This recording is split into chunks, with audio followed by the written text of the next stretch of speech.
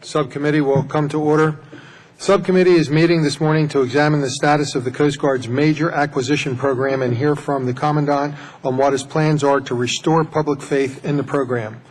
Though the subcommittee previously held an acquisition hearing in April, we promised to revisit the issue often to ensure that the Coast Guard's major acquisition programs continue to improve by addressing valid concerns over rising costs, schedule delays, and capability shortfalls.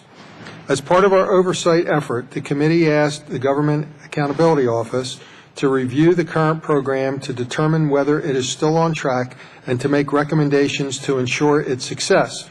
The GAO is here today to present those findings and recommendations. In 2002, the Coast Guard signed the contract to begin the acquisition program formerly known as Integrated Deepwater System.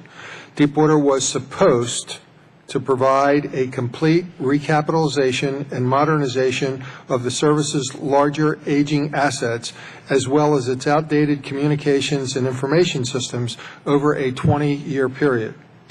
Now, nearly a decade later, the subcommittee is concerned that the service has less to show for the investment of over $7 billion in taxpayer money than it should.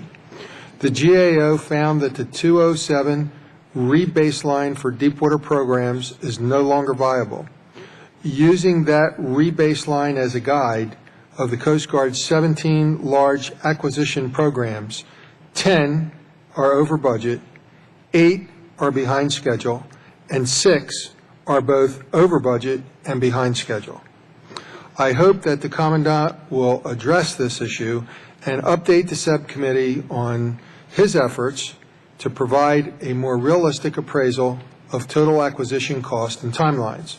The GAO also questioned the service's assertions that new assets are providing increased capability.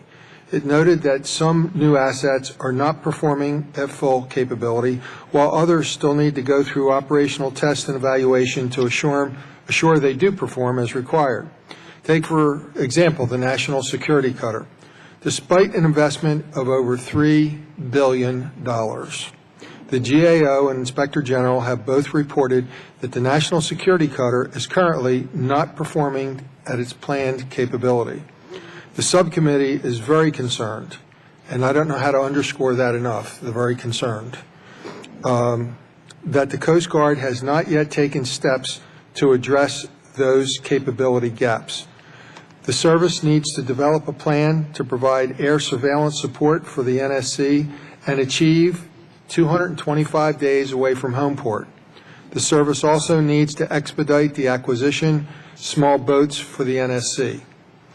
The Transportation and Infrastructure Committee felt strong enough about these issues to include prescriptive language on the National Security Cutter in the Coast Guard and Maritime Transportation Act of 2011. The National Security Cutter is a critically needed asset. The service must identify ways to mitigate the shortcomings in the near term and fully rectify them in the long term. I know I speak for many, if not all of my colleagues when I say that I cannot support an acquisition program that spends billions of dollars on so-called state-of-the-art assets only to find out they're not performing as promised. I understand the service has made several strides lately, and I want to applaud the Coast Guard for taking those steps.